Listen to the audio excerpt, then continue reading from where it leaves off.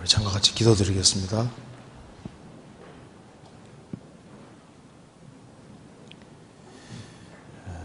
저희를 사랑하시는 하나님 아버지, 마땅히 형벌받을 수밖에 없는 저희들을 주의 보배로운 피로 구속해 주시고 하나님 자녀로 삼아 주시고 소망 가운데 살게 해주신 것을 감사합니다. 이번에 진행되는 학예수양회 가운데 주님의 역사로 말미암아 많은 사람들이 구원받게 해주신 것을 진심으로 감사합니다. 4차 수양회가 진행 중에 있습니다. 이번 말씀을 새로 듣는 모든 사람들의 마음을 붙잡아 주시고 주의 은혜와 역사로 사망에서 생명으로 옮겨줄 수 있도록 도와주시옵소서. 또 5차 수양회를 앞에 두고 있습니다. 주님께서 모든 준비하는 손길에 함께해 주시고 또 구원받을 만한 사람들을 많이 연결시켜 주셔서 주님께 영광과 찬송이 돌아가는 소양예가 되도록 도와주옵소서. 오늘 이 시간에도 주님의 이름으로 한자리에 같이 모였습니다. 이 가운데 주 성령께서 우리 마음 가운데 도로 역사해 주시고 주의 뜻이 무엇인지를 분별할 수 있는 힘을 주시고 또 지혜를 주시고 용기를 더욱 허락해 주옵소서. 오늘 이 말씀이 우리 마음속에 깊이 새겨질 수 있도록 역사해 주시고 우리가 주의 마음으로 행할 수 있도록 도와주시옵소서. 주 예수 그리스도 이름으로 기도하옵나이다. 아멘.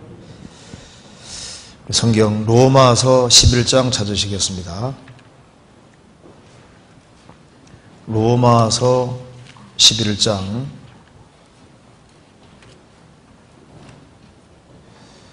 11장 34절입니다.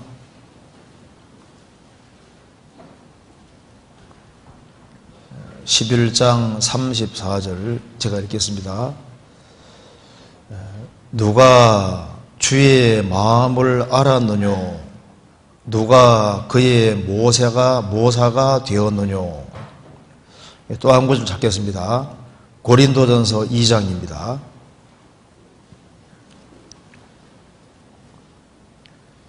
(2장) 16절입니다.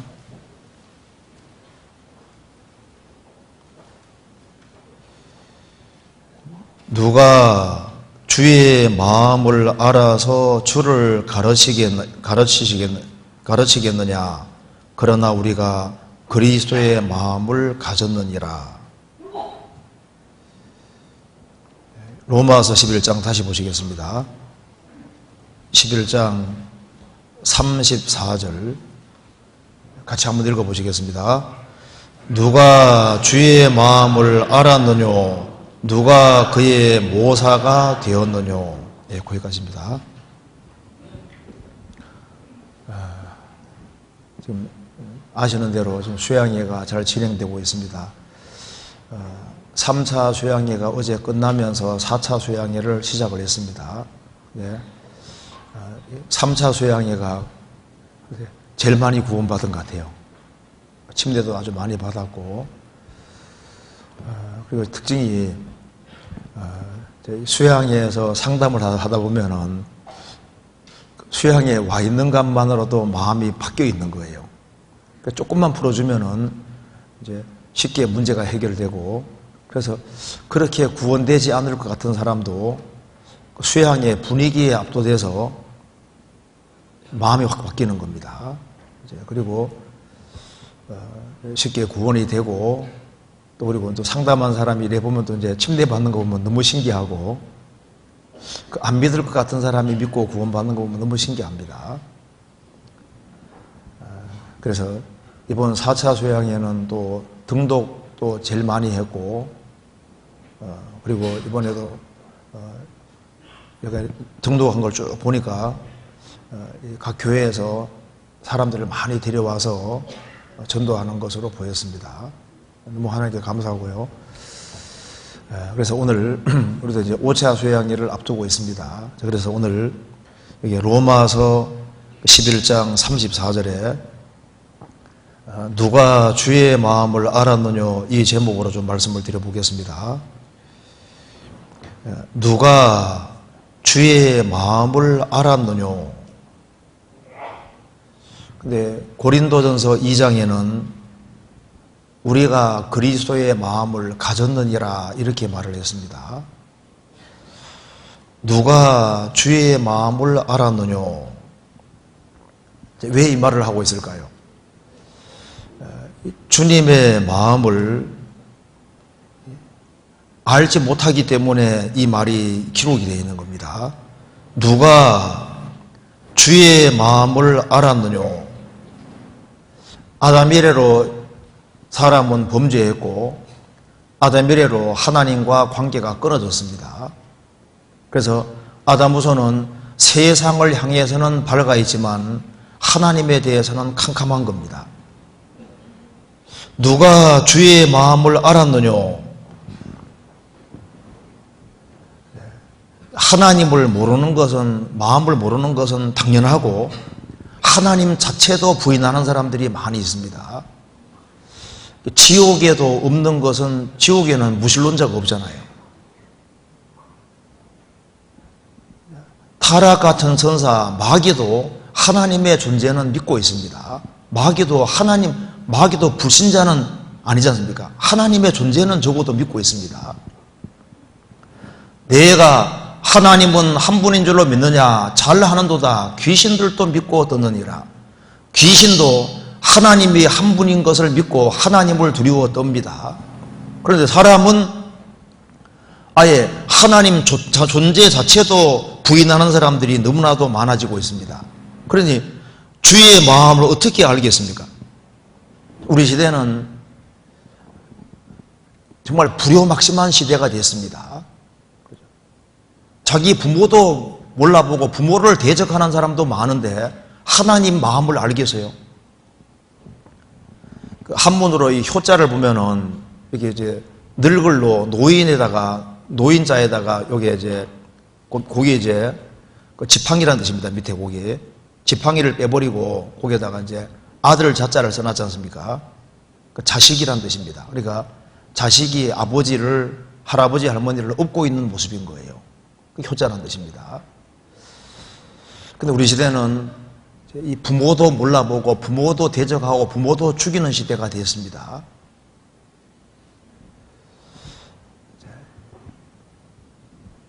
사람의 마음도 제대로 모르는데 어떻게 타락한 인생이 하나님의 마음을 알 수 있겠습니까? 한문으로 어버이 친자 보면은 나무 목자 위에 설립자가 들어가 있지 않습니까? 그리고 볼견자가 들어 있습니다. 옆에 볼견자가 들어 있습니다. 자식이 안 올 때 그 아버지 어머니가 나무 위에 올라가서 서서 이렇게 자식이 오나 안 오나 보는 식으로 그렇게 어버이 친자가 만들어져 있잖아요. 사람은 죽을 때까지 자기 부모 은혜를 잊으면 안 되는 겁니다. 근데 부모님의 은혜는 또 알아도 하나님에 대해서는 캄캄한 사람들이 많잖아요. 이스라엘 백성들은 이집트를 나왔습니다. 나와서 출애굽을 경험하고 하나님이 하늘에서 만나 내려주시고 그들의 필요를 다 채워주셨음에도 불구하고 하나님을 반항하고 하나님을 대적하고 하나님 마음을 슬프게 했습니다. 하나님 마음을 슬프게 했다는 것은 하나님 마음을 잘 몰랐다 그 말입니다. 출애굽을 한 백성들도 하나님 마음을 몰랐습니다. 누가 주의 마음을 알았느뇨? 하나님의 선민인 이스라엘도 하나님의 마음을 제대로 몰랐습니다. 시편 78편 보시겠습니다. 78편 40절.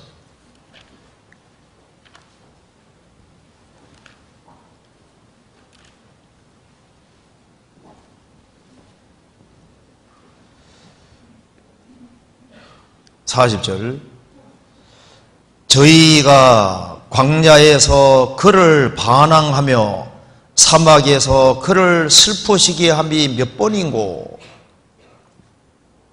출애굽한 이스라엘 백성들이 40년 광야 생활 가운데서 하나님께 반항하고 하나님을 슬프시게 함이 몇 번인고. 수도 없이 하나님을 슬프게 했습니다. 이사야 63장에서도 주의 성신을 근심되게 했다고 했습니다.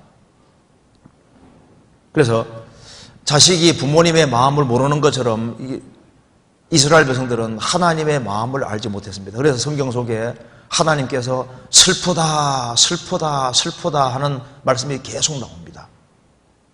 하나님을 슬프게 할 수 있습니다. 왜? 하나님 마음을 모르니까. 누가 주의 마음을 알았느뇨? 주님 마음을 참으로 안다면 주님을 기쁘시게 할 수 있을 겁니다. 주님 마음을 알지 못하기 때문에 주님을 슬프게 하면서도 그걸 모르는 거예요. 이사야서 몇 구절 찾아봅시다. 이사야 1장.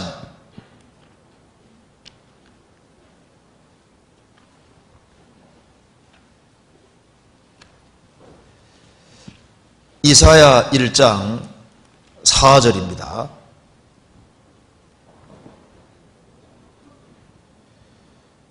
슬프다 범죄한 나라요, 허물진 백성이요, 행악의 종자요 행위가 부패한 자식이로다.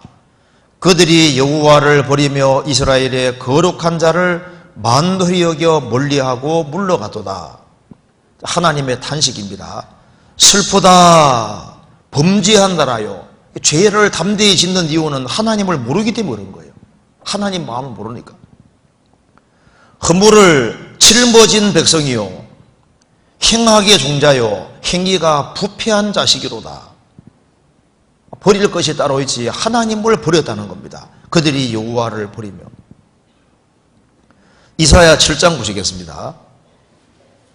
7장 13절.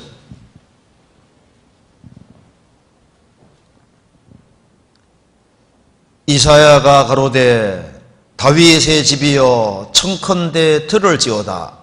너희가 사람을 괴롭게 하고 그것을 작은 일로 여겨서 또 나의 하나님을 괴로우시게 하려느냐. 이사야 당시에 다윗의 집, 하나님께서 다윗을 통해서 이제 이스라엘 백성들에게 계속 왕을 주셨지 않습니까? 그런데 그 이스라엘 왕들이, 유다 왕들이 하나님 앞에 합당치 않게 행했습니다. 그래서 이스라엘 백성들을 또 괴롭게 하고 그것을 작은 일 여겨서 또 나의 하나님을 괴로우시게 하려느냐. 하나님을 괴롭혀 드릴 수가 있습니다. 어떻게 피조물이 하나님을 괴롭게 할 수 있느냐. 하나님을 슬프시게 하고 괴롭게 할 수 있는 것이 사실인 거예요. 이 사람에게 마음을 만들어 주신 분이 하나님도 마음을 가지고 계신 겁니다. 하나님도 인격이셔요. 그렇기 때문에 인간은 하나님을 슬프게 할 수 있습니다. 그래서 하나님 마음을 모르는 사람은 하나님을 슬프게 할 수 있는 거예요. 이사야 48장 보시겠습니다.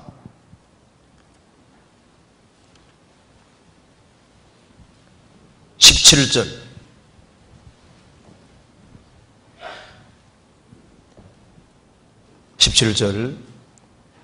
너희의 구속자시요 이스라엘의 거룩하신 자이신 여호와께서 가라사대 나는 네게 유익하도록 가르치고 너를 마땅히 행할 길로 인도하는 너희 하나님 여호와라. 슬프다. 내가 나의 명령을 듣지 아니하였도다.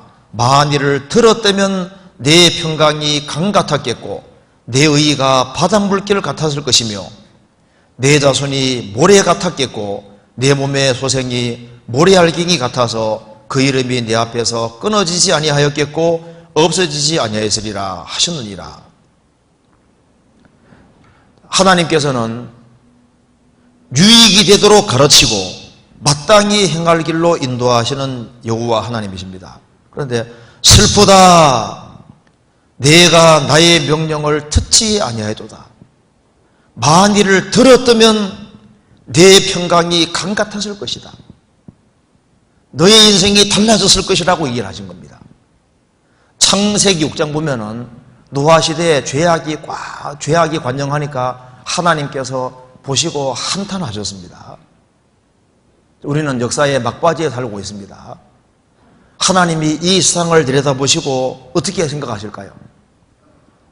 우리도 세상 보면 참 한탄스럽잖아요. 지금 세상에 너무나도 아주 슬픈 일들이 많이 벌어지고 있습니다. 하나님이 이 지구를 보시고 얼마나 탄식하겠습니까? 세상에 상상할 수 없는 일들이 너무나도 많이 벌어지고 있습니다. 임진왜란 때 이순신이 쓴 그 편지가 있지 않습니까? 편지에 이 세상을 보니까 근심 웃자 하나밖에 생각이 안 난다 그 말입니다. 신문에 나온 거 보여줘. 이 세상 보니까 근심 웃자 하나밖에 생각이 안 난다. 정말 이 세상이 어떻게 될고 근심스럽다는 겁니다. 이 세상의 모든 기초가 지금 바뀌어지고 있습니다. 자, 누가 주의 마음을 알았느냐? 주님 마음이 어떤 마음일까요? 하나님이 세상을 이처럼 사랑하사, 하나님의 마음은 사랑의 마음입니다. 이처럼이 독생자를 십자가에 주시기까지 사랑한 그 하나님의 마음은 사랑의 마음입니다. 그리고 하나님의 마음은 사람을 정말 불쌍히 여기는 마음이잖아요. 저가 우리의 체질을 아시며 우리가 진토임을 기억하시미로다. 하나님은 우리의 체질을 잘 아십니다. 예수님이 공생의 당시에 이스라엘 백성들을, 사람들 보시고 저희를 불쌍히 여기사, 그것이 헬라 원어로는 창자입니다. 그 창자 속에서 아주 끓어오르는 그 불쌍히 여기는 그런 마음인 거예요. 하나님 마음은 사람을 정말 사랑하는 마음이고 사람을 불쌍히 여기시는 마음입니다. 예수님 말씀하시기를 나는 마음이 온유하고 겸손하니 나의 멍에를 메고 내게 배우라. 주님의 마음은 온유한 마음, 겸손한 마음, 낮은 마음입니다. 그리고 죄인들을 향해서 종리를 손을 벌리고 어서 돌아오라고 부르시는 그런 마음, 사람을 향해 지금 열린 마음을 가지고 있습니다.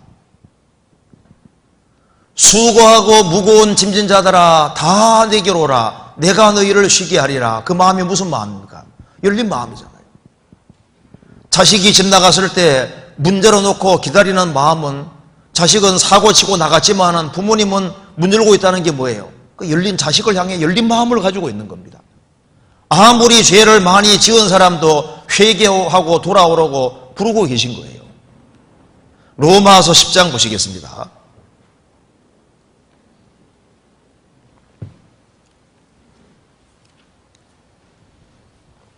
10장 21절.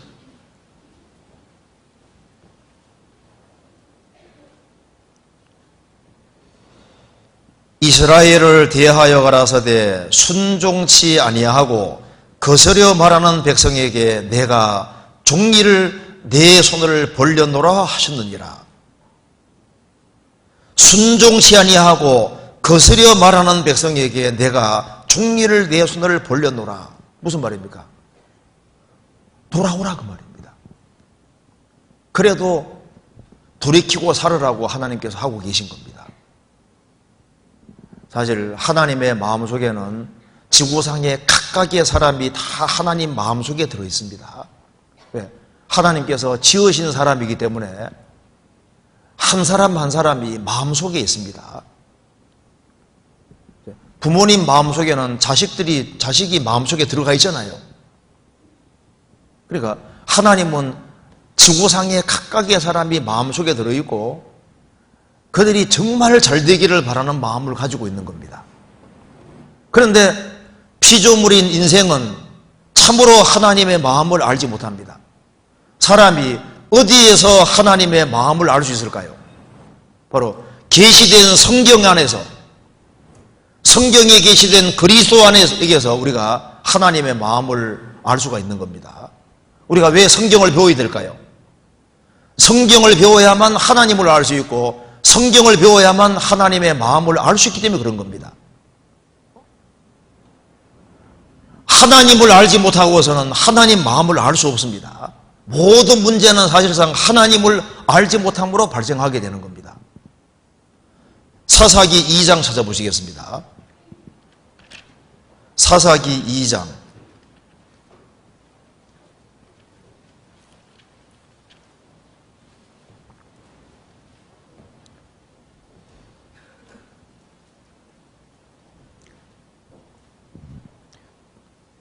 사사기 2장 7절입니다.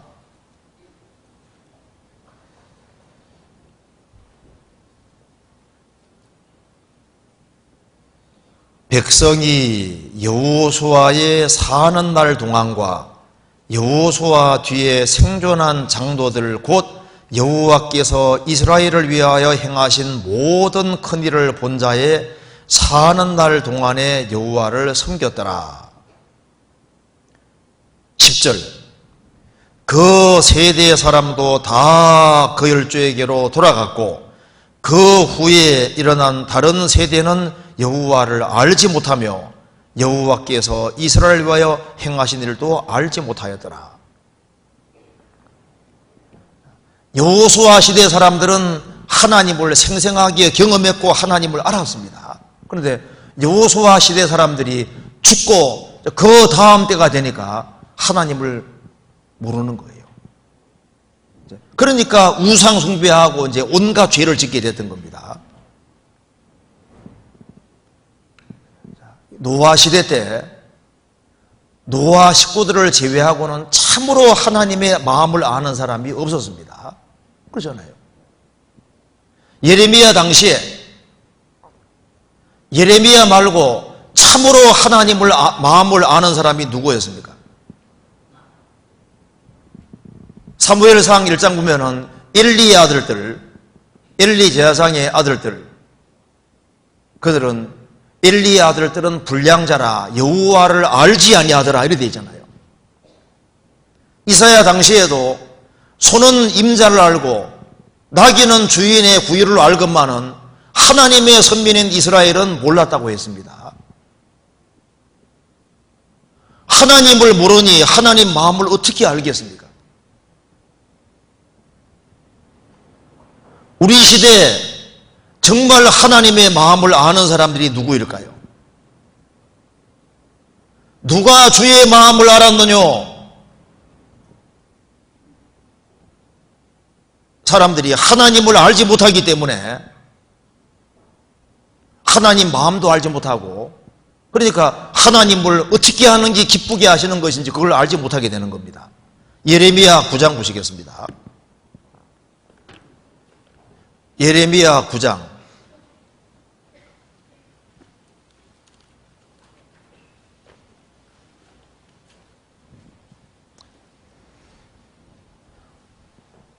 5절.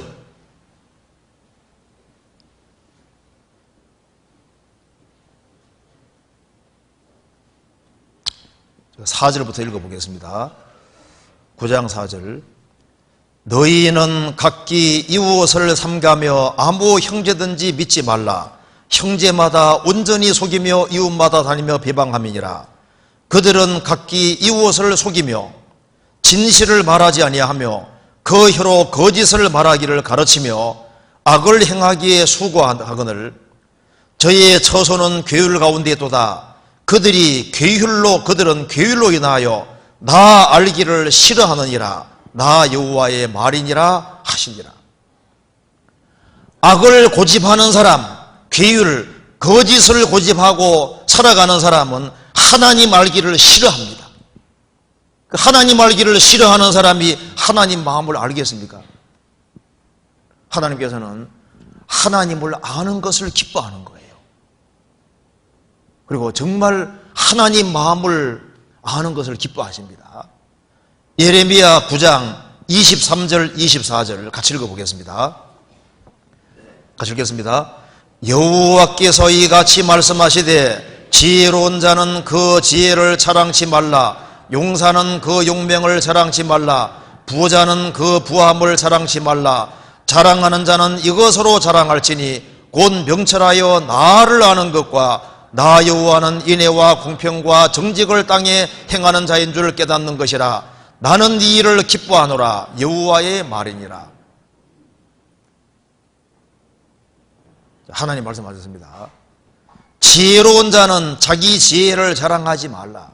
우리가 알면 얼마나 알겠습니까? 우리는 모르는 게 훨씬 더 많잖아요. 자기 지혜 자랑하지 마라. 용사는 그 용맹을 자랑하지 마라. 부자는 그 부함을 자랑하지 마라. 자랑해야 될 것이 따로 있는데 이것으로 자랑할지니 명철하여 나를 아는 것과 정말 하나님을 아냐 그 말입니다. 하나님을 얼만큼 알고 있냐 그 말입니다. 하나님 마음을 정말 알고 있냐 그 말입니다. 자랑하는 자는 이것으로 자랑할지니 곧 명철하여 나를 아는 것과 하나님에 대해서 아는 것하고 진짜 참 하나님을 아는 건 다르잖아요. 많은 사람이 하나님에 대해서는 알고 있는데 참 하나님을 아냐 그 말입니다. 영생은 곧 유일하신 참 하나님과 그의 보내신 자 예수 그리스도를 아는 것이니이다.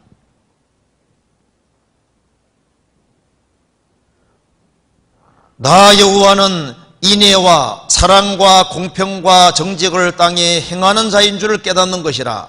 나는 이 일을 기뻐하노라. 여호와의 말이니라.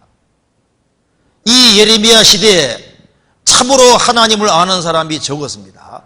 호세아 시대에도 호세아 4장에 말한 대로 하나님을 아는 지식도 없고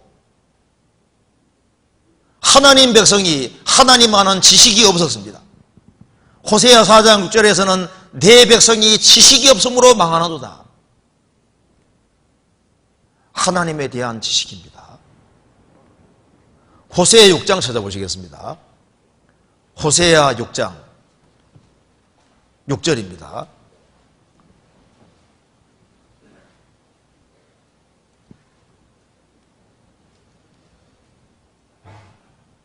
같이 읽어보겠습니다.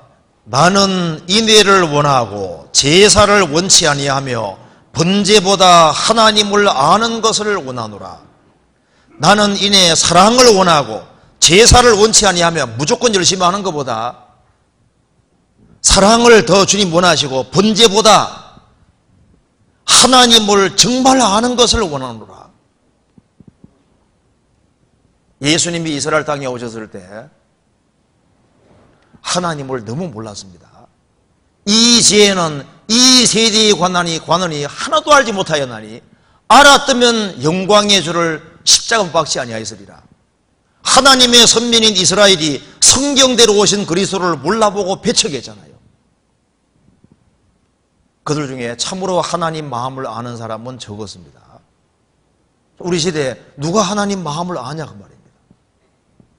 불신자들의 마음은 점점 강팍해지고 이제는 뭐 돌처럼 강팍해질 뿐 아니라 어떤 사람 막 다이아몬드처럼 단단히 굳고 있습니다.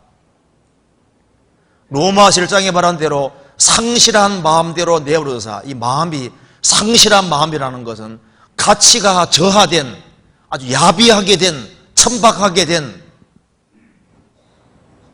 하나님을 과감하게 버리는 그런 마음입니다. 마음이 그런 식으로 지금 바뀌어지고 있는 거예요. 우리 시대 사람들 말이 점점 거칠어지고 있습니다. 말을 막 하는 시대가 됐죠. 그리고 하나님에 대해서도 아주 함부로 악담하고 함부로 대항하는 이 쇼가 자기 것인 줄 안다니까요. 할린제이가 이렇게 마지막 시대에 대해서 이렇게 브리핑한 것에 이런 얘기를 하고 있습니다. 지금 우리 시대는 제정신의 바로 막바지 끝 가장자리에 살고 있다는 겁니다. 이제 사람들의 생각이나 정신이 제정신이 딱 없어지는 제정신 가진 사람이 거의 없어지는 막바지에 지금 살고 있다. 하나님이 정하신 제도 중에 가장 기초가 결혼 제도지 않습니까? 원래 남자하고 여자가 결혼해 사는 것이 그게 순리인 거예요. 그 결혼 제도를 붕괴시키는 거 봐요. 가정의 기초를 지금 붕괴시키고 생명이 얼마나 존귀한 건데 생명의 존엄성이 사라지고 있잖아요. 부모도 자식을 막 쉽게 죽이는 시대가 되고 있습니다. 세상을 잘 보면 이게 잘못되고 있는 거예요. 누가 주의 마음을 알 수 있을까요? 사람이 성령을 받을 때 비로소 주의 마음을 알 수 있는 겁니다. 바울 사도가 구원받기 전에 그리스도를 대적하고 교회를 핍박했습니다. 근데 그가 다메섹 도상에서 그리스도를 만나게 됐습니다. 사울아 사울아 어찌하여 나를 핍박하느냐? 주여 니시오니까 나는 너가 핍박하는 예수니라.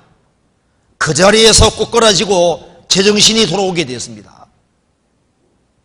군대 귀신 들린 사람 아시잖아요. 마가복음 5장에 나옵니다. 그 사람이 옷을 벗고 있었습니다. 집이 아니라 무덤 사이에 거처하고 있었고 그는 돌로 자기 몸을 상하게 하고 괴성을 지르고 있었습니다.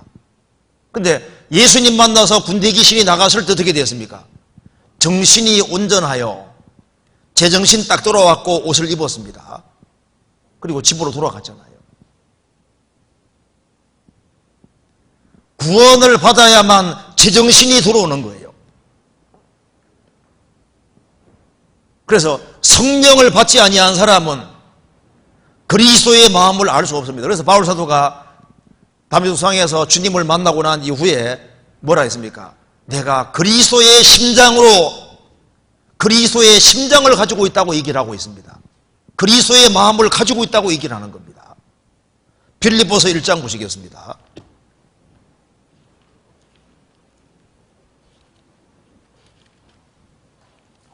빌립보서 1장 8절.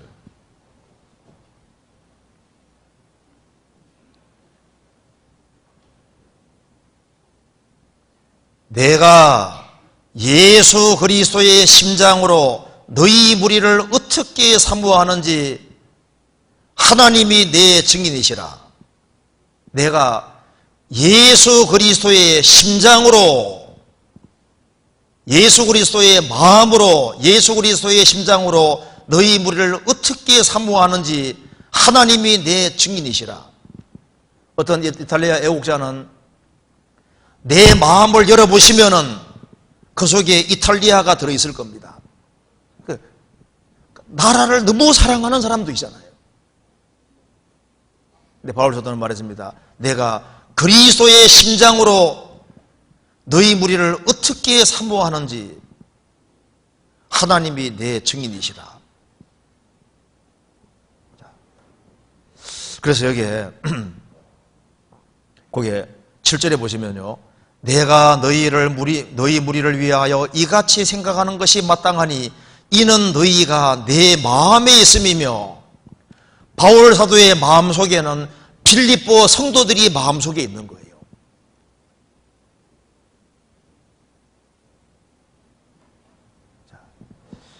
누가 주의 마음을 알아느냐?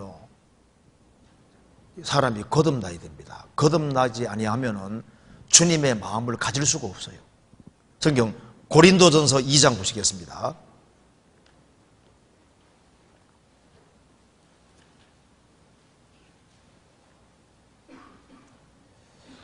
고린도전서 2장 11절.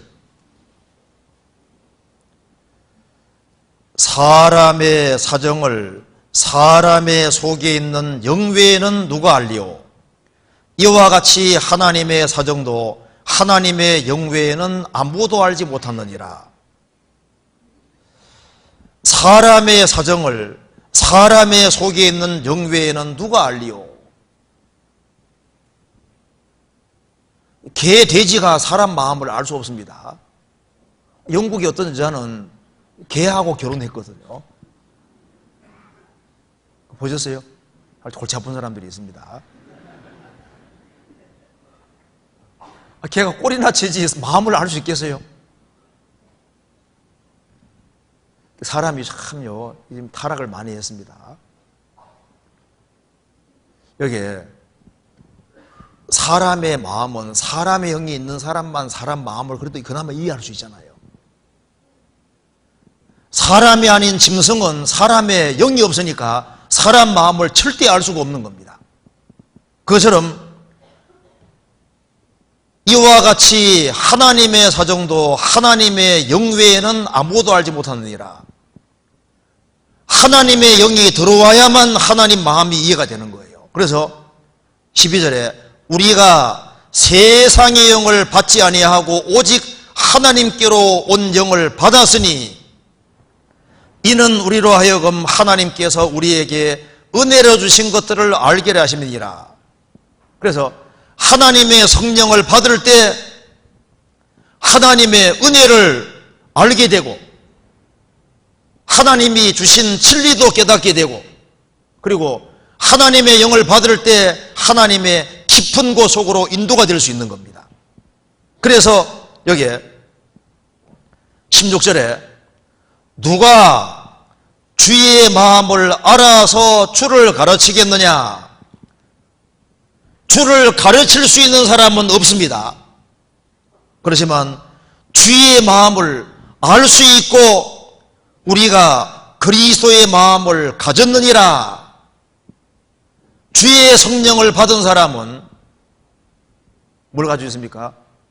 그리스도의 마음을 가졌고 그리스도의 마음을 헤아릴 수 있고 하나님 마음을 헤아려 알 수가 있는 거예요.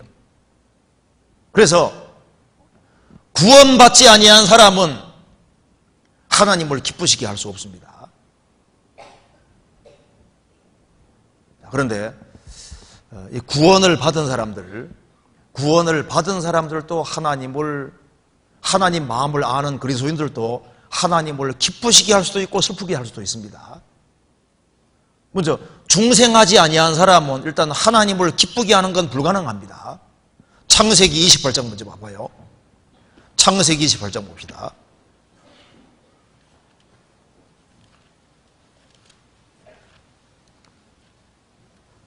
28장 8절.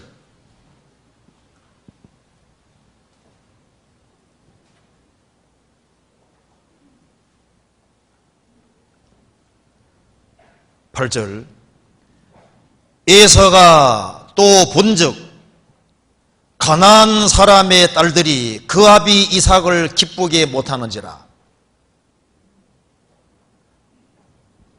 에서는 불신자와 결혼한 겁니다. 가나안 사람과 결혼했습니다. 하나님을 알지 못하는 사람과 결혼을 했습니다. 이삭은 하나님을 아는 사람인데 며느리가 하나님을 모르니까 이삭의 마음을 기쁘게 할 수 없잖아요. 이삭은 예수님의 그림자입니다. 누가 예수님의 마음을 알고 예수님의 마음을 기쁘게 누릴 수 있을까요? 가나안 사람의 딸들이 그 아비 이삭을 기쁘게 못하는지라. 거듭나지 아니한 사람은 하나님을 기쁘시게 할 수 없습니다. 사람이 하나님 백성이 돼야만 하나님을 기쁘게 할 수 있는 거예요. 창세기 35장 보시겠습니다.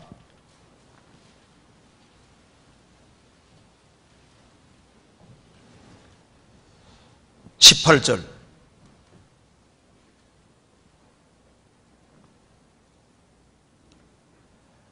그가 죽기에 임하여 그 혼이 떠나려 할 때 아들의 이름은 베논이라 불렀으나 그 아비가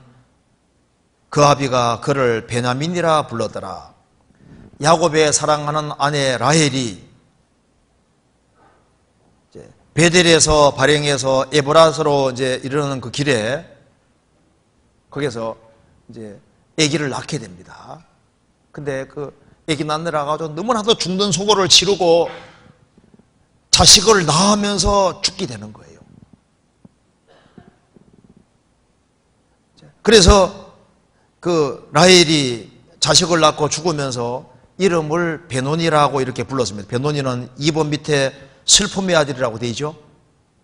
슬픔의 아들이라 이렇게 불렀는데 아버지는 그를 베냐민 오른손의 아들이라고 이렇게 바꿔 불렀습니다.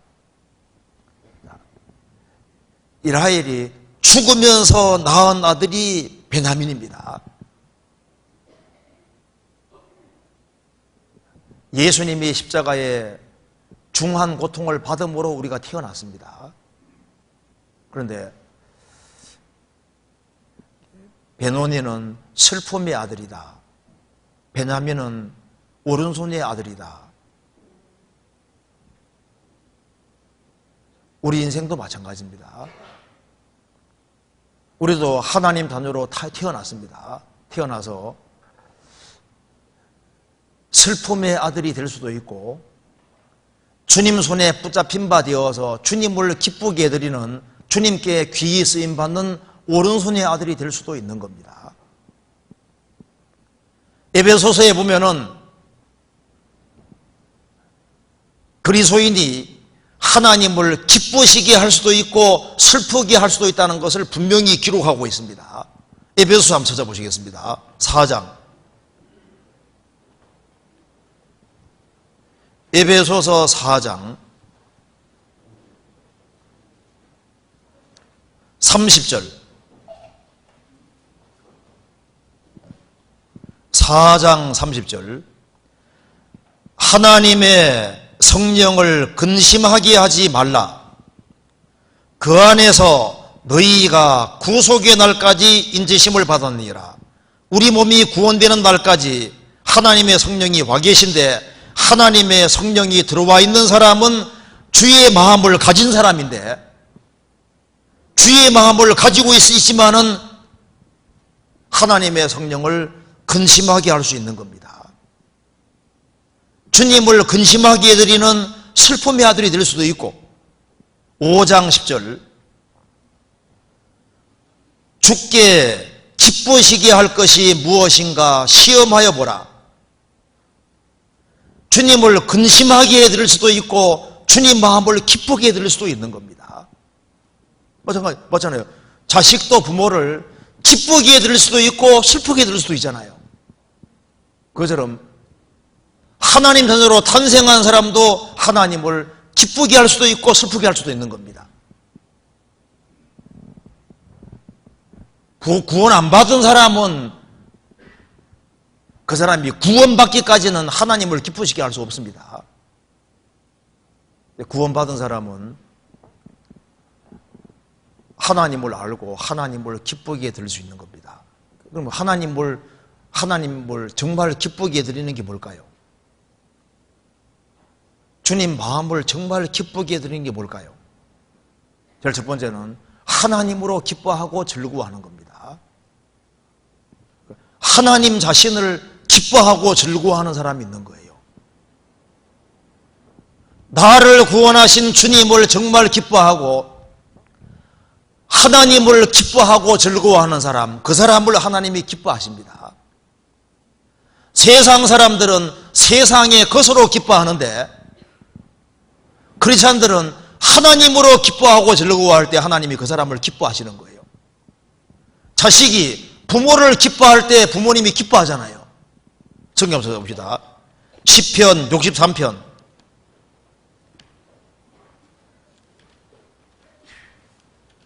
63편입니다. 11절.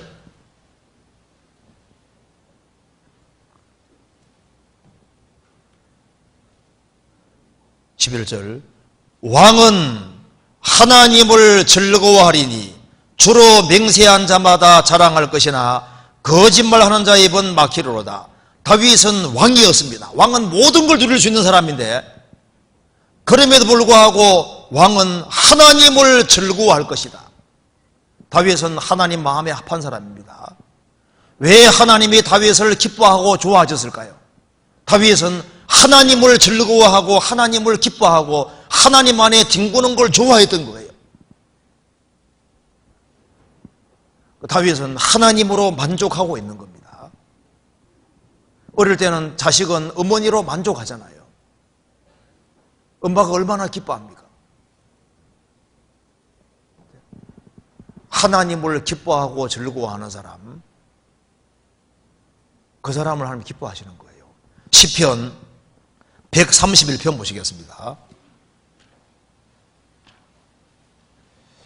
131편 1절부터 2절까지 같이 읽어보겠습니다. 여호와여, 내 마음이 교만치 아니하고 내 눈이 높지 아니하며 내가 큰일과 미치지 못할 기이한 일을 힘쓰지 아니하나이다. 실로 내가 내 심령으로 고요하고 평온케 하기를 젖된 나이가 그 어미 품에 있음 같게 하였나니 내 중심이 젖된 아이와 같도다. 다윗이 말했습니다. 여호와여, 내 마음이 교만치 아니하고 내 눈이 높지 아니하며, 다윗은 겸손한 마음을 가지고 있습니다. 2절에 내가 실로 내 심령으로 고요하고 평온케 하기를 젖된 나이가 그 어미 품에 있음 같게 하였나니, 하나님을 어머니로 생각하는 거예요. 자식이 어머니 품에 있는 것처럼 하나님 품에 안겨있는 자기로 보는 겁니다. 그런 하나님으로 기뻐하고 즐거워했습니다. 내 중심이 젖된 아이와 같도다. 하나님으로 만족하고 있잖아요. 사도 요한은 주님의 사랑을 많이 경험했습니다. 예수님 제자로서 나이가 제일 적은 사람입니다. 그가 예수의 품에 기대 본 사람입니다. 예수님 품에 진짜 기대 본 사람이 사도 요한이잖아요. 그는 예수님의 심장 뛰는 소리도 들었을 겁니다.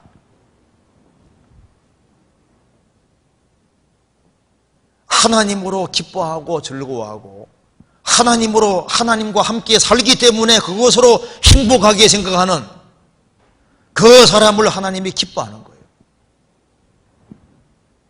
그 자식이 어머니 품에 누워서 어머니 얼굴 보고 눈빛을 교환할 때 정말 그거로 만족하잖아요. 구원받은 사람은 하나님 품에 안겨서 지금 가고 있는 겁니다. 그래서 우리가 땅을 보기 전에 하나님 보고 땅을 보고, 하늘을 쳐다보고 땅 보고, 하나님 보고 땅을 보고, 하나님 보고 성도를 보고, 하나님을 자주 봐야 됩니다. 다윗은 마음이 어린아이 같다고 했습니다. 애들은 정말 솔직하잖아요. 애들은 쉽게 마음이 감동이 됩니다.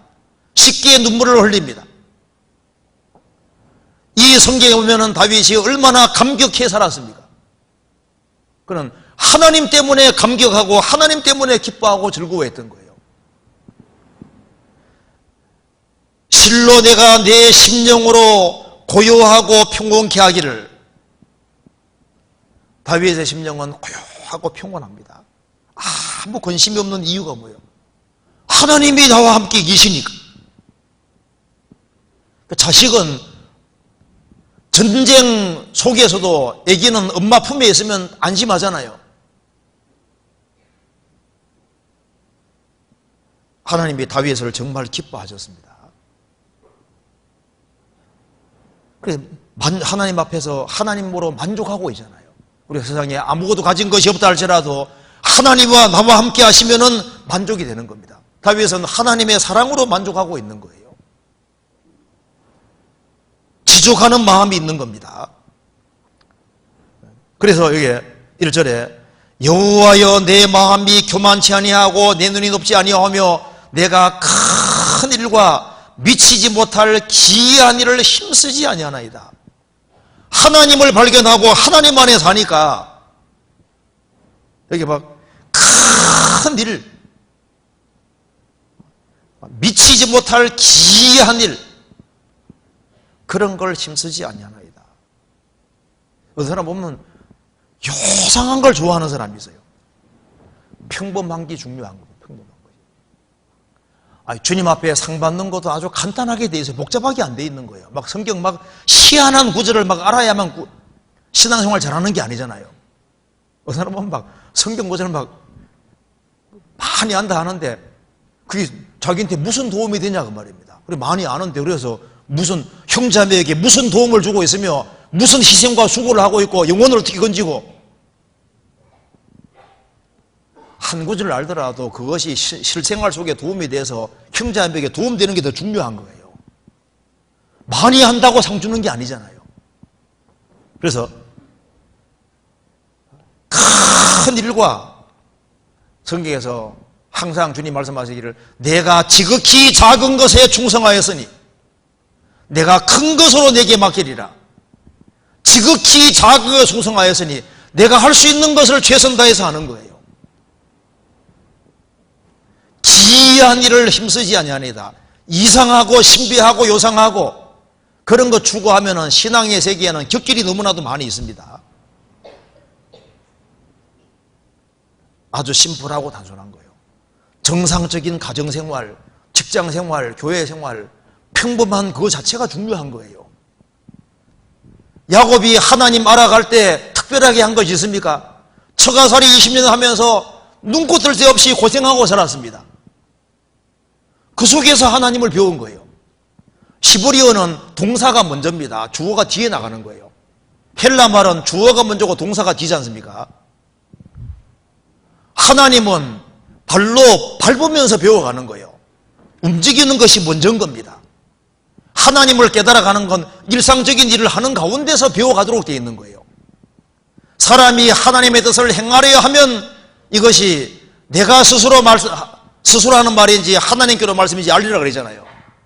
사람이 하나님의 뜻을 행하려 하면 하는 속에서 깨우치게 되어 있는 겁니다. 그렇지 않은 마음은 단순해야 되는 겁니다. 자식은 부모가 있으면 큰 소리 치는 거예요. 부모 있으면 크게 웃을 수도 있고, 하나님이 나와 함께 하시는데 우리에겐 하나님이 있는 겁니다.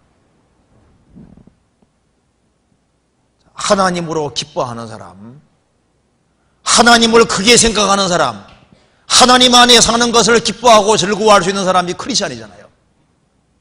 구원받지 아니한 사람은 하나님을 즐거워하지 않습니다. 하나님을 기뻐하지 않습니다. 하나님 안에 사는 것을 기뻐하지 않습니다. 세상 것이 더 좋은 거예요. 그리고 하나님께서는 크리스찬이 믿음으로 살아가는 걸 기뻐하십니다. 에녹이 하나님과 300년 동안 동행했습니다.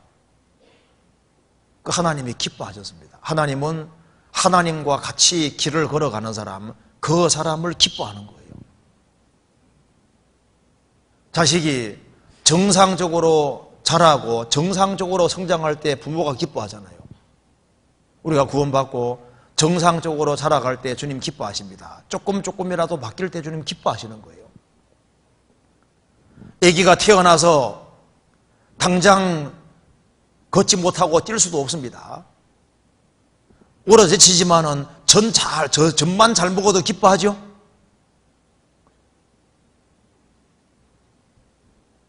나중에 탁 뒤집으면 얼마나 기뻐해요. 드디어 우리 집에 뒤집었다고 경사 났잖아요. 기어다니면 막 집안 식구들 다 좋아하죠? 조금씩 바뀔 때 기뻐하는 거예요. 창세기 1장에 혼돈하고 공허한 이 지구가 6일이란 과정을 통해서 바뀌어집니다. 태초에 하나님이 천지를 창조하시니라. 땅이 혼돈하고 공허하며 흑암의 깊음이 있고 하나님의 신은 수면에 운행하시니라. 하나님이 가라사대 빛이 있으라 하시매 빛이 있었고 그 빛이 하나님 보시기에 좋았더라. 이 혼돈하고 공허한 지구가 하나님 말씀을 받아서 조금 바뀌어질 때 보시기에 좋았더라 하셨습니다. 그것처럼 우리가 하나님 말씀을 받고 조금씩 바뀌어갈 때 주님께서 그걸 보고 기뻐하고 좋아하시는 거예요. 첫째 날에는 빛과 어둠만 갈라집니다. 빛이 비쳤는데 그것으로도 주님이 너무나도 기뻐하셨잖아요. 궁창 위의 물과 궁창 아래 물이 갈라지고 바다의 수육지가 구별될 때 주님께서 좋았다고 했습니다. 식물이 생길 때 좋았다고 했습니다. 그게 아직까지 동물이 없지만은 주님 기뻐하셨잖아요. 물고기가 생기고 바다에 물고기 생기고 궁창에 새들이 나를 때 보시고 좋았다고 하셨습니다. 아직까지 사람이 없지만 좋았다고 하셨잖아요. 우리가 조금이라도 바뀔 때 주님 기뻐하시는 거예요.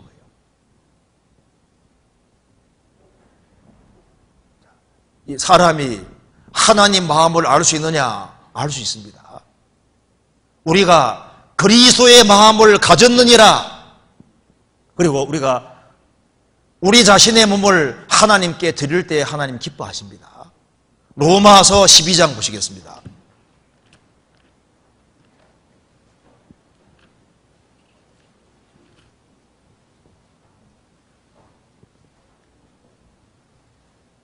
(1절)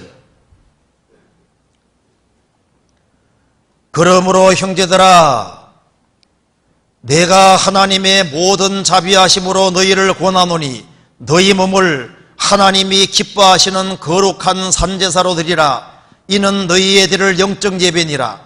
너희는 이 세대를 본받지 말고 오직 마음을 새롭게 함으로 변화를 받아 하나님의 선하시고 기뻐하시고 온전하신 뜻이 무엇인지 분별하도록 하라. 너희 몸을 하나님이 기뻐하시는 거룩한 산제사로 드리라. 이는 너희의 드릴 영적 예배니라. 거룩한 산제사가 영적 예배고 예배와 제사는 똑같은 말입니다. 예배한다는 건 결국은 제사하는 것인데 어떻게 하는 게 제사하는 것일까요? 성경에서 경배란 말이 처음 나오는 게 창세기 22장입니다. 처음 나오는 그 말이 나머지 모든 말을 규정하는 거예요. 성경에 해로 낮을 주관하게 하시며 그 주관이란 말이 처음 나오는데 죄가 너희를 주관치 못하리니, 그러니까 구원받은 사람에게는 죄가 주인 노릇 못한다 그 말입니다. 구원 안 받은 사람은 죄가 계속 끌고 갈 수 있지만은 구원받은 사람은 은혜 가운데 있기 때문에 죄가 끌고 가려고 그러면은 뛰쳐나오는 힘이 있는 거예요. 경배란 말이 처음 나오는 게 창세기 22장인데요. 이삭을 바치는 것이 그게 경배인 거예요. 내가 하나님께 경배하고 오겠다. 어떻게 하는 경배하는 겁니까? 하나님 말씀 앞에 자기를 굴복시키는 것이 그 경배입니다.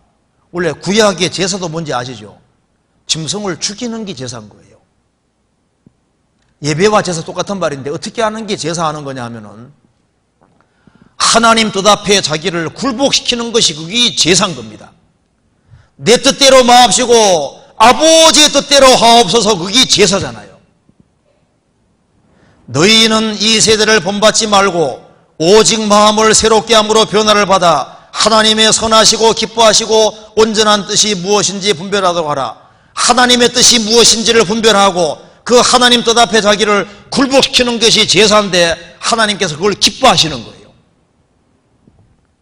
내 뜻대로 마옵시고 아버지 뜻대로 하옵소서. 육신이 원치 않을지라도 그걸 굴복시킬 때 주님께서 그걸 기뻐하시고 그걸 가르쳐서 경배한다, 제사한다, 예배한다 이렇게 보시는 겁니다. 말씀 듣고 밖에 나가서 마음대로 살아가면 제사가 아니고 예배가 아니잖아요. 그리고 뭘 기뻐하냐 하면은 크리스찬으로 산다는 것은 고달픈 겁니다. 크리스찬은 세상에서 소수이기 때문에 불신자들하고 접촉하는 가운데 많은 어려움이 생기게 돼 있는 거예요. 환난과 역경, 어려움이 있을지라도 뒤로 물러가지 아니하고 하나님을 생각하고 슬픔을 참고 이겨나갈 때 주님께서 그걸 보시고 진짜 기뻐하시는 거예요. 히브리서 10장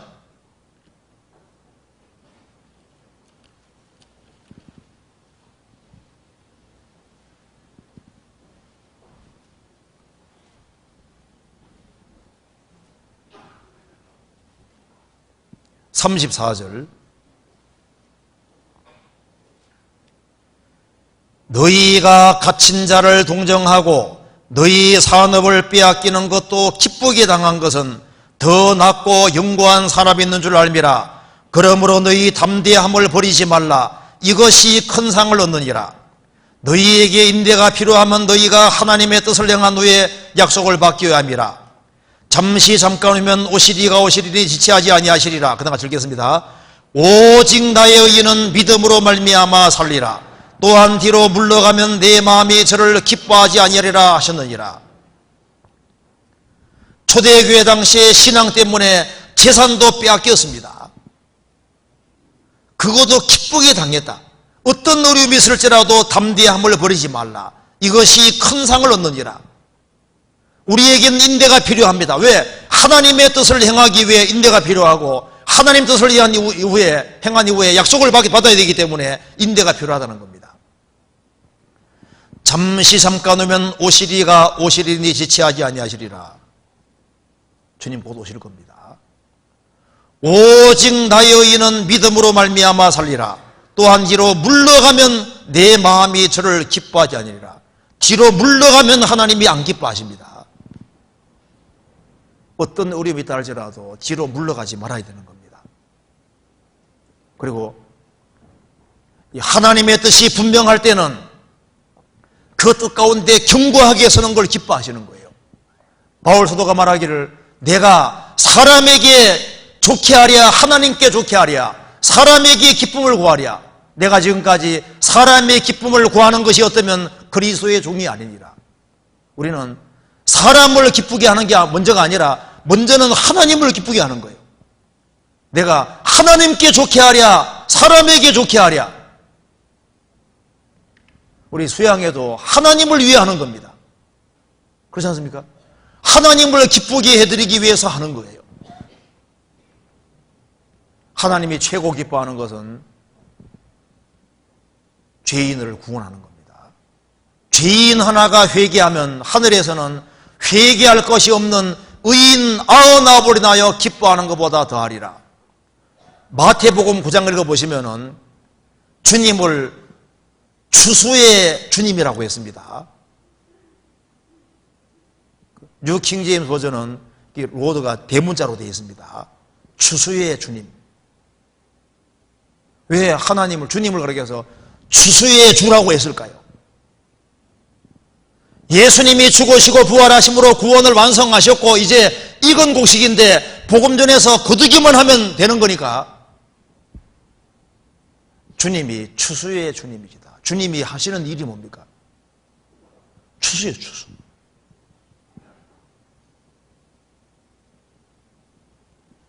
그래서 여름에 거두는 자는 지혜로운 아들입니다. 추수 때에 자는 자는 부끄러움을 끼치는 아들이니라.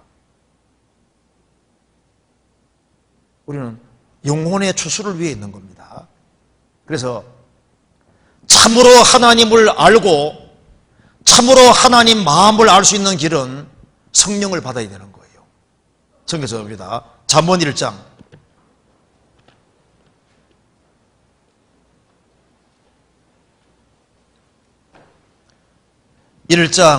23절입니다.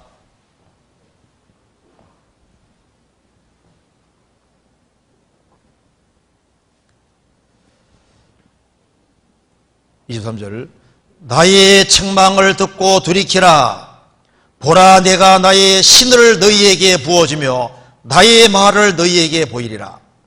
나의 책망을 듣고 돌이키라. 참으로 회개하는 사람에게는 보라, 내가 나의 신을 부어주며 나의 신이 성령이십니다.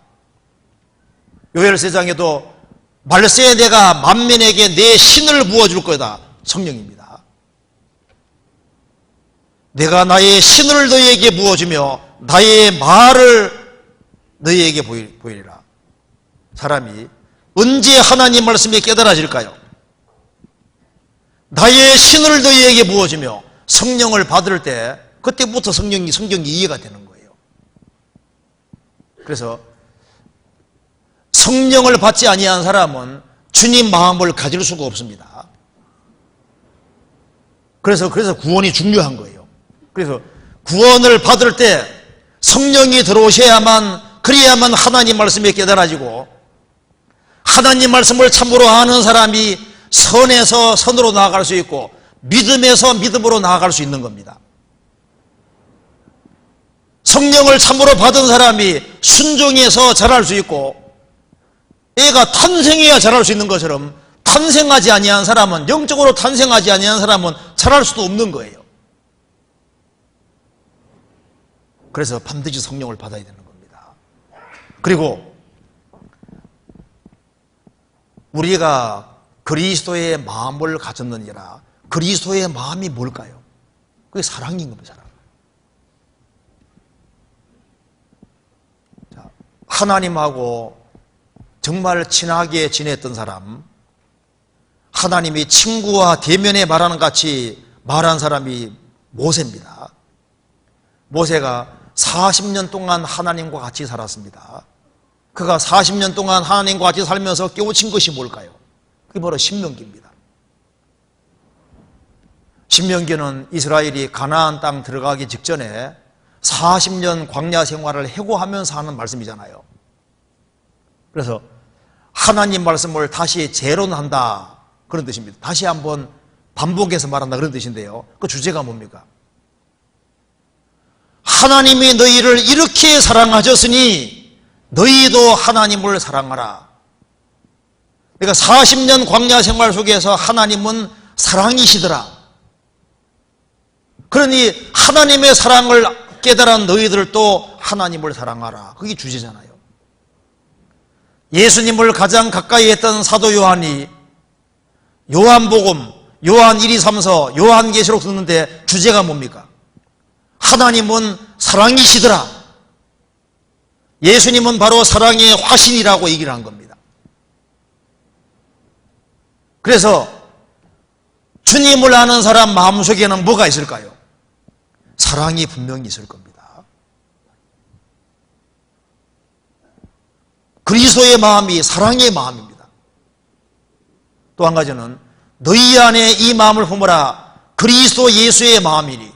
그리스도 예수의 마음이 무슨 마음입니까? 겸손한 마음, 충성된 마음입니다. 죽기까지 복종하셨으니고 십자가에 죽으심이라. 자기를 낮추시고 겸손의 마음이죠.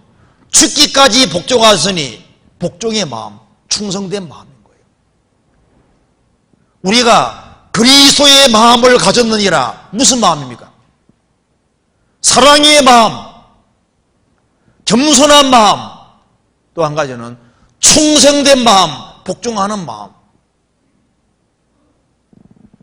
솔로몬이 주님의 마음과 맞는 것을 구했습니다. 그래서 주님 한 마음과 맞아가는 사람은 주님 마음에 맞는 것을 구하는 거예요. 솔로몬이 뭘 구했습니까? 그는 지혜를 구했습니다. 하나님 마음과 맞다 그랬죠. 하나님 마음과 맞는 사람은 하나님 마음에 맞는 것을 구하게 되는 겁니다. 이 성경 속에 여호와의 열성이란 말이 계속 나오는데요, 주의 마음을 가진 사람은 틀림없이 마음속에 열정이 있고 뜨거운 마음이 있는 거예요. 주님이 세상을 보시고 탄생하신 것처럼 주의 마음을 가진 사람은 마음속에 눌림이 있습니다. 왜? 아직까지 집안 식구 중에 내가 접촉하는 사람 중에 구원 안 받은 사람이기 때문에 날마다 마음속에 눌리는 것이 있습니다. 이 집안 식구들 어찌할꼬 마음에 눌림이 없습니까? 눌림이 있어야 정상인 겁니다. 시편 119편 보시겠습니다.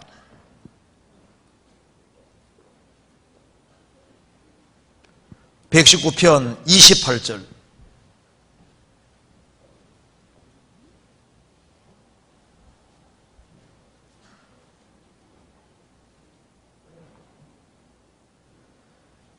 나의 영혼이 눌림으로 인하여 녹사오니 주의 말씀대로 나를 세워줘서 나의 영혼이 눌림을 인하여 녹사오니. 영혼에 눌림이 있는 거예요. 바울 사도가 말하기를 내 속에 날마다 눌리는 일이 있나니 곧 모든 교회를 염려하는 것이라. 날마다 내 속에 눌리는 것이다. 마음에 눌림이 있는 거예요.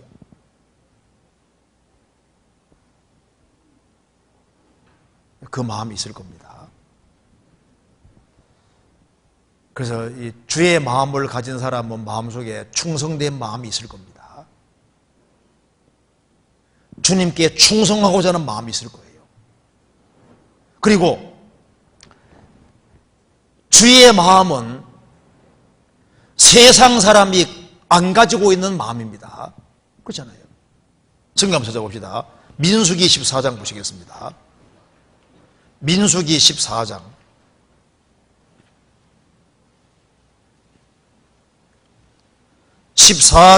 24절.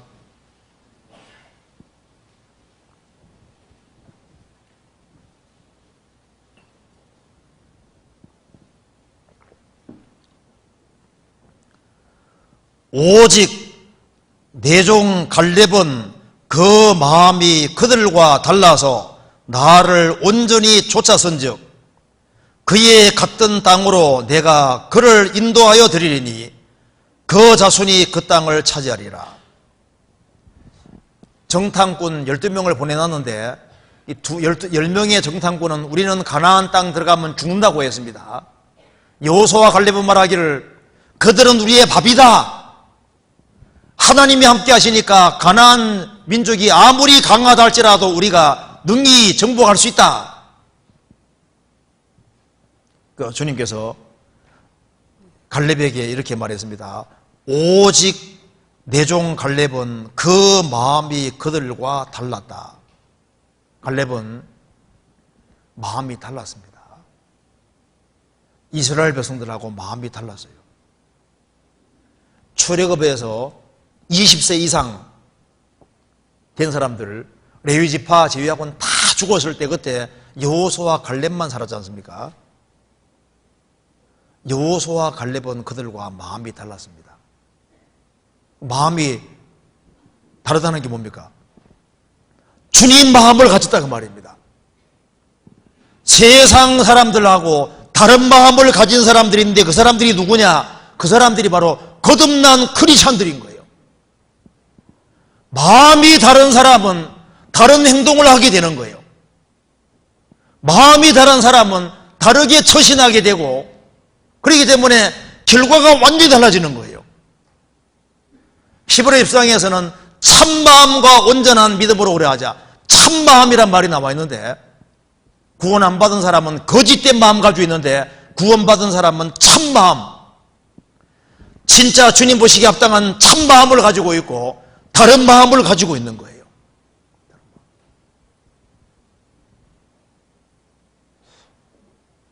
누가 주의 마음을 알아서 주를 가르치겠느냐? 누가 주의 마음을 아냐 그 말입니다. 내가 정말 성경 말씀대로 정말 거듭난 사람일까요? 내가 정말 성령을 받은 사람일까요? 성령을 받은 사람은 주의 성령의 도우심으로 주의 마음을 가지고 있는 거예요. 우리가 그리스도의 마음을 가졌느니라. 그러면 그리스도가 뭘 기뻐하는지를 알 수 있습니다. 그리고 같은 마음을 가진 사람은 같은 마음 가진 사람끼리 하나가 되는 거예요. 여호수아와 갈렙은 같은 마음을 가지고 있었는데 그들은 절친합니다. 신앙으로. 주의 마음을 가진 사람은 주의 마음을 가진 사람들끼리 하나가 되는 거예요. 그리고 그런 사람들로 말미암아 주의 역사가 이루어지는 겁니다. 어떤 사람 보면 구원받았다고 하는데 구원 안 받은 사람하고 마음이 더 통해요. 그게 뭡니까? 그게 동네가 다르다는 증거입니다. 사람이 정말 거듭나면은 집안 식구들이 거듭나지 않았으면 그들하고 마음이 안 통합니다. 마음이 달라요. 내가 누구하고 마음이 교통되는지를 생각해 보세요. 내가 정말 주님의 마음을 가지고 있고 주님과 교통이 되냐 그 말입니다. 그리고 정말 거듭난 사람하고 정말 통하다고 생각하세요? 우리가 그리스도의 마음을 가졌느니라. 그리스도의 마음을 가진 사람은 다른 마음을 가지고 있는 사람입니다. 우리 이번에 하계수양회를 하고 있습니다. 그 하계수양회 주님의 관심이 거기에 있습니다. 세초부터 세말까지 여호와의 눈이 항상 그 위에 있느니라. 이 가나안 땅에는 하나님의 눈이 항상 있었습니다. 그것처럼 주님 몸된 교회 안에는 주님은 머리고 교회는 몸이라 그랬죠. 머리의 눈은 항상 몸 전체를 다 보고 있습니다. 주님은 우리가 지체이기 때문에 다 보고 있는 거예요. 하계수양회는 그건 단순한 행사가 아닙니다. 가장 많은 사람들이 구원되는 아주 중요한 겁니다. 시편 90편 보시겠습니다.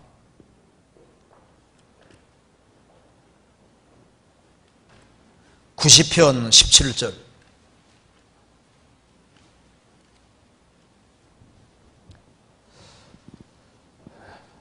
같이 한번 읽어보겠습니다. 주 우리 하나님의 은총을 우리에게 임하게 하사 우리 손의 행사를 우리에게 경고케 하소서. 우리 손의 행사를 경고케 하소서.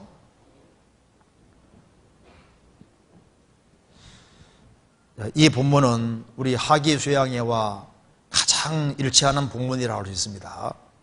우리는 아주 큰 교회적으로 큰 대사를 앞두고 있습니다.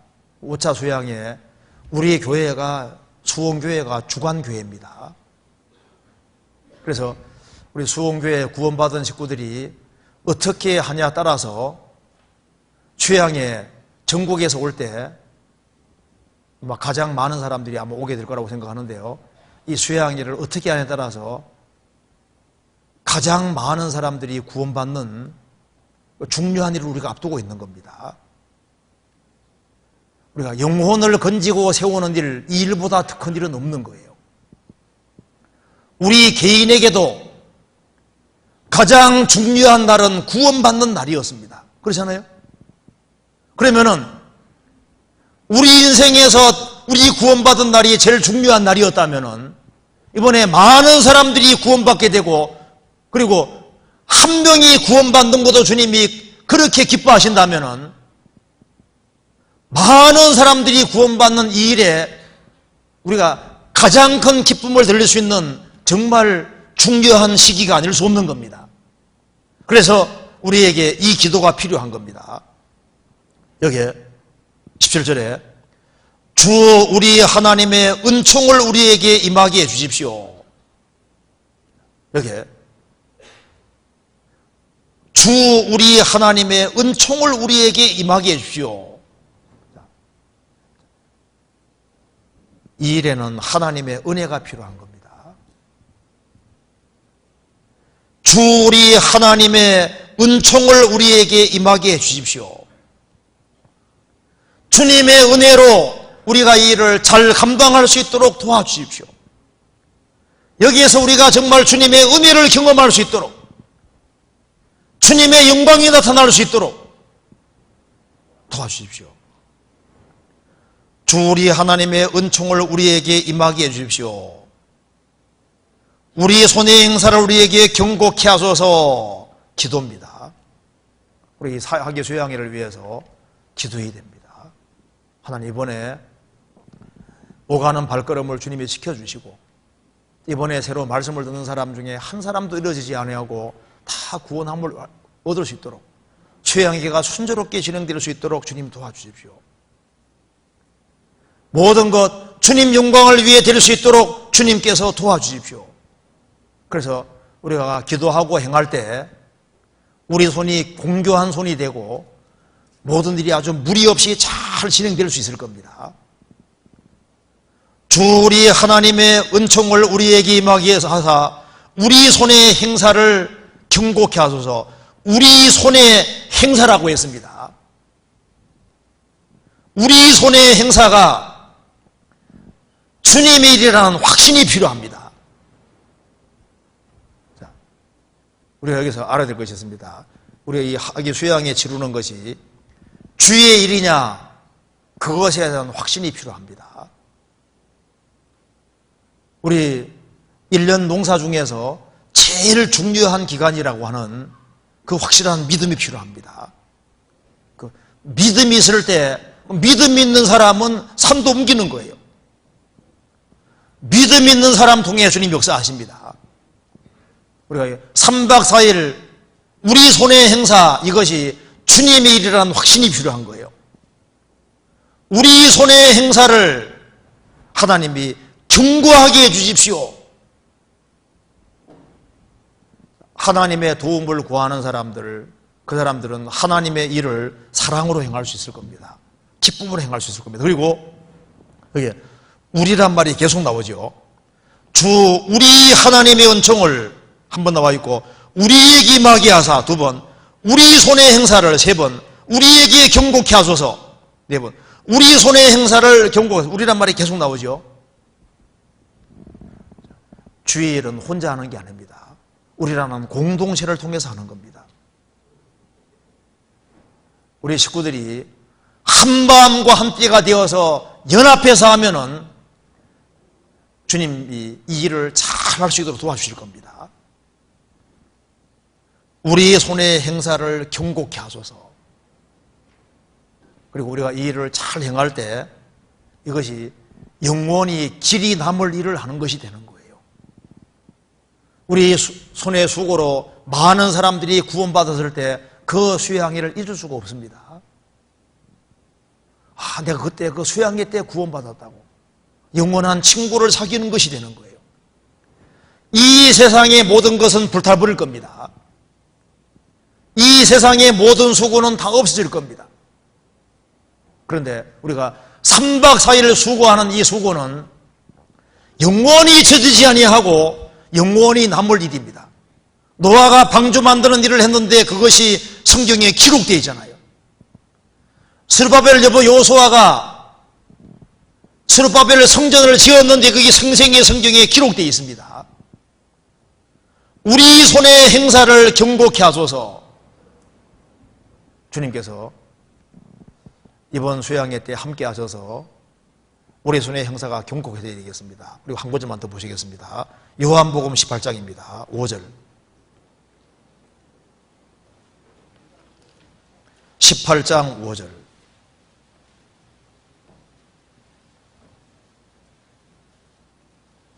5절.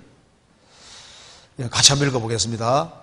대답하되 나사렛 예수라 하거늘 가라사대 내로라 하시니 그를 파는 유다도 저희와 함께 섰더라. 예수님을 3년 반 동안 따라다녔던 가룟 유다, 결국에 그는 돈 때문에 누구 편에 섰습니까? 예수님을 죽이는 사람 편에 섰습니다. 성경에서 참 불행한 구절들이 많이 있는데요, 그 불행한 구절 가운데 제일 대표적인 구절이 여기에 그를 파는 유다도 저희와 함께 섰더라. 왜 저희와 함께 섰을까요? 유다는 믿음이 없는 겁니다. 그는 결국은 믿지 않았기 때문에 어느 편에 서야 될지를 몰랐던 거예요. 지혜자의 마음은 오른편에, 우매자 마음은 왼편에 했는데 유다는 우매자입니다. 그렇기 때문에 주님 대적편에 섰습니다. 우리가 서 있을 곳에 서 있어야 됩니다. 선택을 잘해야 됩니다. 내가 수양의 기간 동안에 내가 어디에 서 있어야 돼요? 어디에? 그거 생각해 봐야 됩니다. 우리가 수양계가 행사가 아니고 이거 중요하게 하나님이 정말 중요하게 생각하시는 수양인데, 수양의 기간 동안에 내가 어느 편에 서서 있어야 될지, 그리고 정말 주님의 마음을 가진 사람이라면은 주님의 마음이 가 있는 그곳에 같이 가 있어야 되는 겁니다. 우리가 같이 희생하고 수고하는 곳에 같이 3박 4일 동안 우리 고생하러 가는 거예요.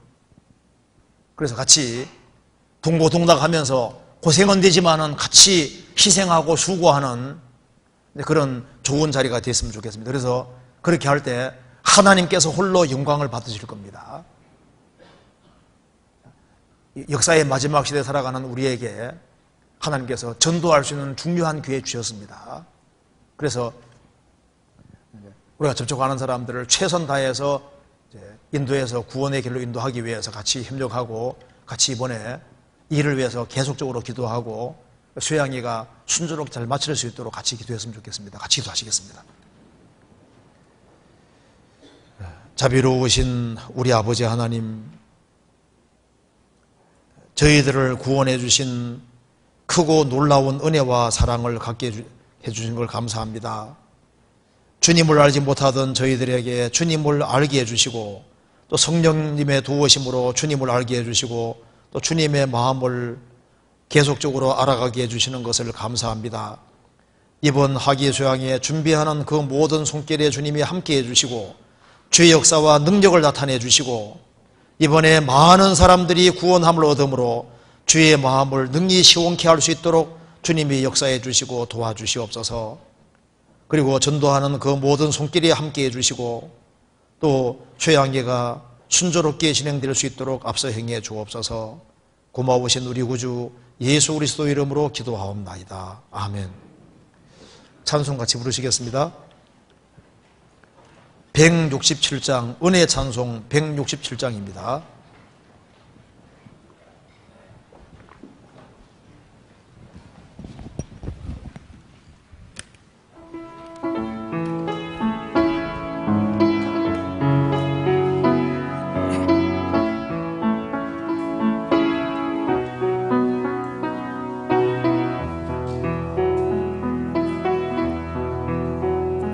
작은 불꽃 하나가 큰 불을 일으키어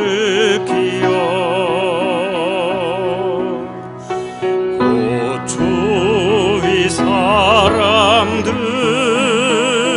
그 불에 못 녹이듯이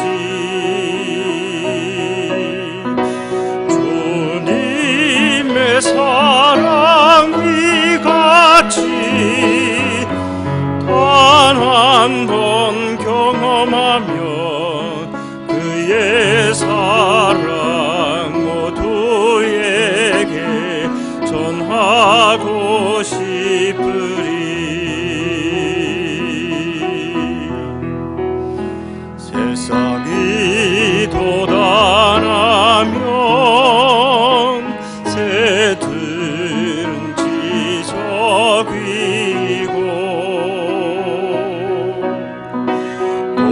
꽃들은 피어나 화창한 봄날이라네.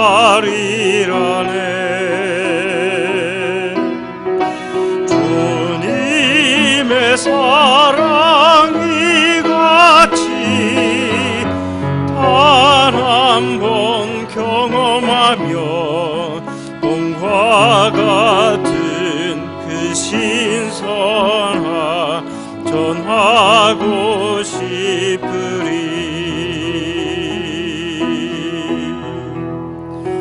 진부여 당신께 이 행복 전하고 싶소. 또 주는 당신의 의지할 구세주라오. 산 위에 올라가서 이 복음 외치면서 내게 임한 그의 사랑 전하기 원하네. 산 위에